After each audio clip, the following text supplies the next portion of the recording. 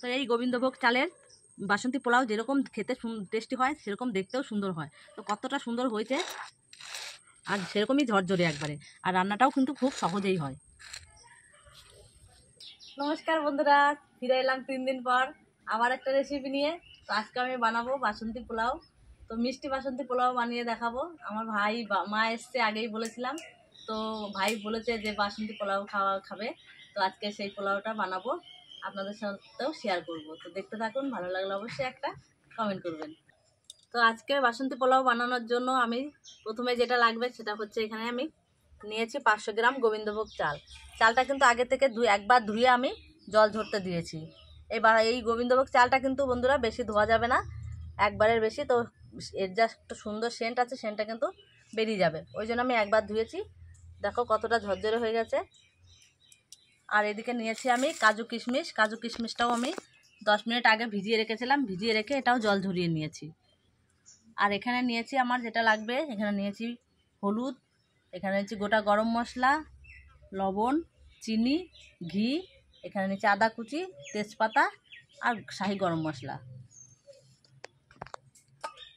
তো মাত্র এই কটি ঘরোয়া উপকরণ দিয়েই আজকে আমি বাসন্তী পোলাওটা বানিয়ে দেখাবো। তো দেখতে থাকুন। এবারে চালটার মধ্যে আমি কিছু উপকরণ মিশিয়ে নেব। তো প্রথমে আমি এখানে দিয়ে দেবো 1 চামচ লবণ,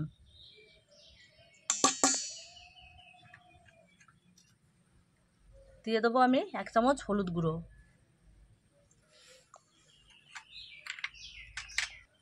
আর দিয়ে দেবো আমি এখানে 1 থেকে 2 চামচের মতো ঘি।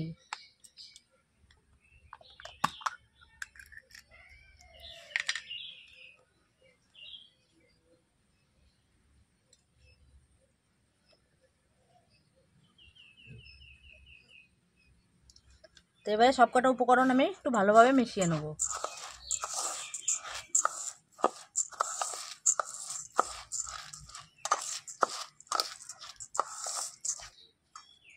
তো এই 3টে উপকরণ দিয়ে আমি ভালোভাবে চালটাকে মাখিয়ে নিয়েছি।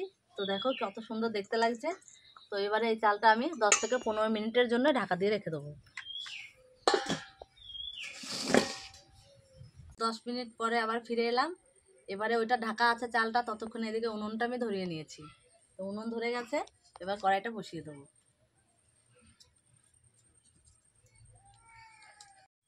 তো উনুনটা ধরিয়ে নিয়েছি, কড়াইটা আমার গরম হয়ে গেছে। এবারে এই কড়াইতে দিয়ে দেবো আমি ঘি।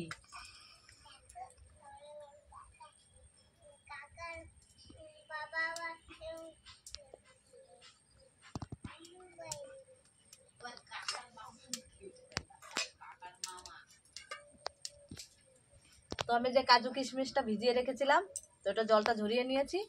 এবার ওইটা ঘির মধ্যে একটু ভেজে নেবো।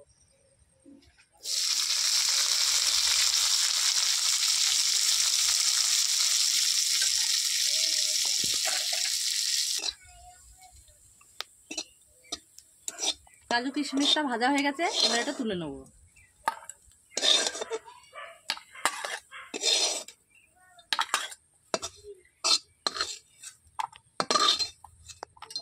এবার কড়াইতে আবার দিয়ে দেবো ঘি। তো আমি এখানে 50 গ্রাম ঘি দেবো।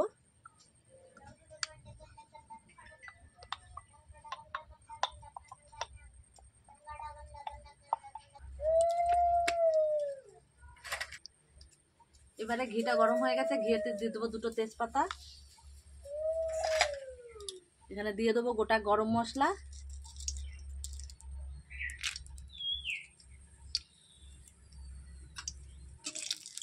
তেজপাতা আর গরম মশলাটা একটু লাল করে ভেজে নেবো।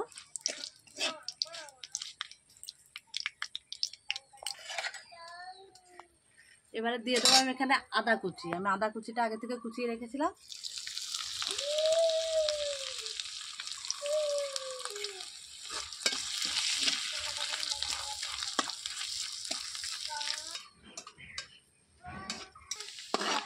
এবার সব কটাই আমার ভালোভাবে ভাজা হয়ে গেছে। দেখো গরম মশলা, আদা কুচি সব ভালোভাবে ভাজা হয়ে গেছে। এবারে এর মধ্যে আমি ম্যারিনেট করে রাখা চালটা দিয়ে দেবো।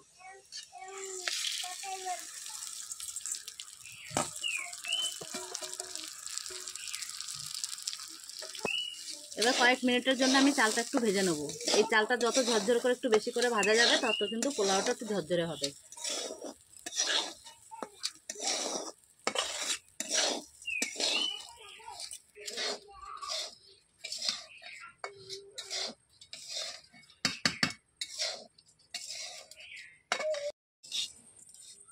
চালটা আমার ভালোভাবে ভাজা হয়ে গেছে। তো এবার আমি এখানে জল দিয়ে দেবো। তো জলটা কিন্তু বন্ধুরা এখানে গরম জল দিতে হবে। আমি এখানে 500 চালের জন্য 1 লিটার জল নিয়েছি। জলটা আগে থেকে ভালো করে ফুটিয়ে গরম জলটা নিয়েছি। তো এই গরম জলটা আমি এর মধ্যে ঢেলে দেবো।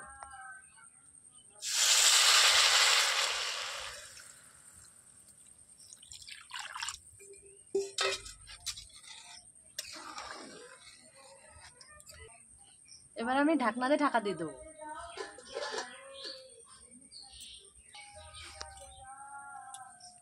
দাদারা কই? জিতু, জিতু দাদা কই? দাদাভাই কই? দাদাভাই কোথায় গেছে? এগুলো খায় না, এগুলো এলাচ। তুমি একটা কিশমিশ খাও না একটা কাজু খাও। কোনটা দেবো? কিশমিশ দেবো না কাজু দেবো? কিশমিশ। কিশমিশ।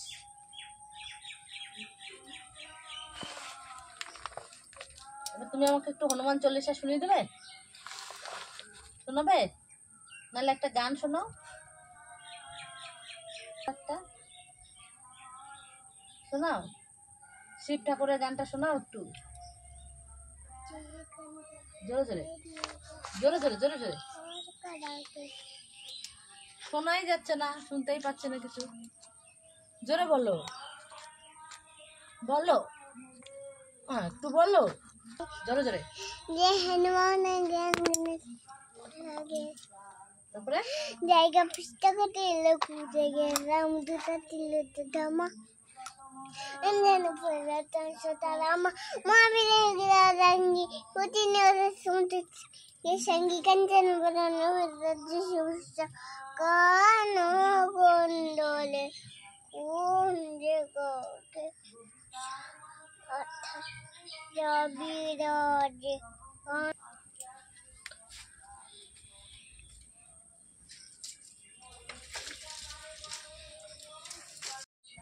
10 মিনিটের মতো আমি জাল করে নিয়েছি। তো এবার ঢাকনাটা খুলে নেব। তো দেখো কত সুন্দর দেখতে হয়েছে। তো এই সময় কিন্তু আমি কাজু কিশমিশটা দিয়ে দেবো।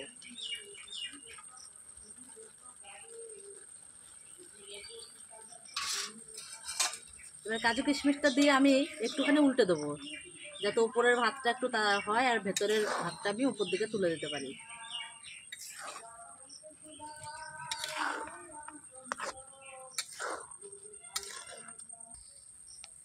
ভাতটা কিন্তু আমার 80% হয়ে গেছে। এবারে আমি এখানে যেহেতু আমি মিষ্টি পোলাও বানাবো, সেখানে আমি 100 গ্রামের মতো চিনি নিয়েছি। তো তোমরা যখন বানাবে চিনিটা কিন্তু তোমরা তোমাদের পছন্দ মতো দিও। কেউ মিষ্টি বেশি খায়, কেউ মিষ্টি কম খায়। তো আমি আমার পরিমাণ মতো দিচ্ছি।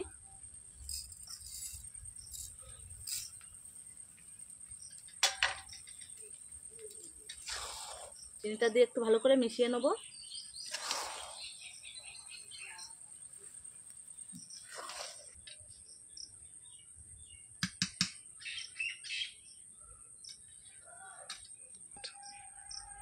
চিনি দিয়ে আমি 2 মিনিট জাল করে নিয়েছি। এবারে সবশেষে আমি দিয়ে দেবো 1 চামচ শাহি গরম মশলা।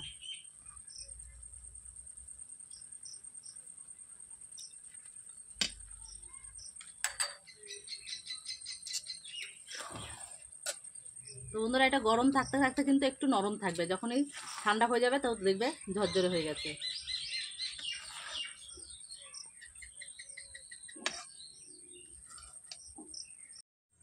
আধ ঘন্টা আমি ভালো করে জাল করে নিয়েছি। তো এবার আমি কড়াইটা ধরে নামিয়ে নেবো।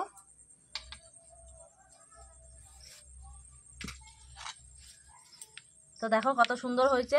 তো এখন কিন্তু একটু নরম আছে, এটা ঠান্ডা হলে কিন্তু একবারে ঝরঝরে হয়ে যাবে।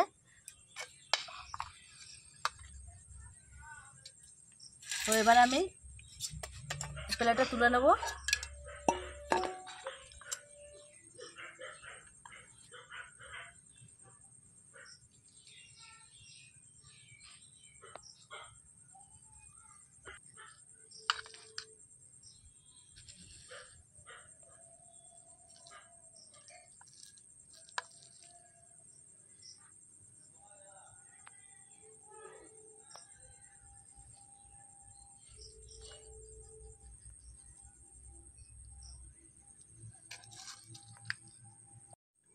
তো এই গোবিন্দভোগ চালের বাসন্তী পোলাও যেরকম খেতে টেস্টি হয়, সেরকম দেখতেও সুন্দর হয়।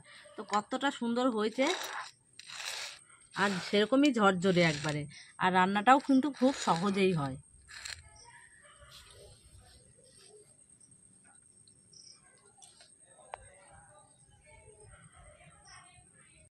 আজকের এই গোবিন্দভোগ চালের বাসন্তী পোলাও রেসিপিটা যদি ভালো লেগে থাকে অবশ্যই একটা লাইক, কমেন্ট আর একটা শেয়ার করবেন। আর এরকম নতুন নতুন রান্নার রেসিপি পেতে হলে আমার চ্যানেলটিকে সাবস্ক্রাইব করে কিন্তু পাশে থাকতে হবে। তো আজকের মতো এই পর্যন্তই, টাটা।